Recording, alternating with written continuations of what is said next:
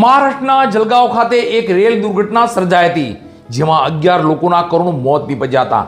તમામ મૃતકોને પૂજ્ય મોરારી બાપુએ શ્રદ્ધાંજલિ પાઠવી તો સહાયતા રાશિ પણ અર્પણ કરી છે.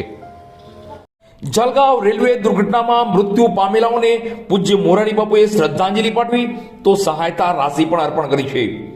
થોડા દિવસ પહેલા મહારાષ્ટ્રમાં જલગાંવ નજીક રેલવે ટ્રેક પર એક દુર્ઘટના સર્જાઈ હતી અને તેમાં પ્રાપ્ત વિગતો અનુસાર 11 લોકોના કરુણ મોત નીપજ્યા હતા. વિવિધ અખબારોમાં પ્રસિદ્ધ વિગતો અનુસાર પુષ્પક એક્સપ્રેસ ટ્રેનમાં આગ લાગી છે તેવી અફવાઓ ફેલાઈ હતી અને તેને કારણે ચાલુ ટ્રેનમાંથી જીવ બચાવવા માટે લોકો કૂદી પડ્યા હતા. બરાબર એ જ સમયે બીજા પાટા પર કર્ણાટક એક્સપ્રેસ ટ્રેન પસાર થઈ રહી હતી અને તેની નીચે કચડાઈ જતા 11 લોકોના કરુણ મોત નીપજ્યા હતા.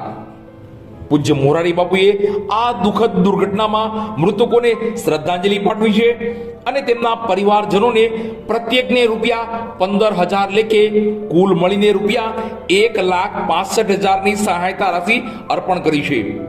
મુંબઈ સ્થિત રામકથાના શ્રોતા શ્રી પ્રવીણભાઈ તન્ના અને તેમના સહાયકો દ્વારા રેલવે પાસેથી વિગતો મેળવી સહાયતા રાશિ પહોંચાડવામાં આવશે અને પૂજ્ય મોરારી બાપુએ તમામ મૃતકોના નિર્વાણ માટે પ્રાર્થના કરી છે અને તેમના પરિવારજનોને દિલસોજી પાઠવી છે.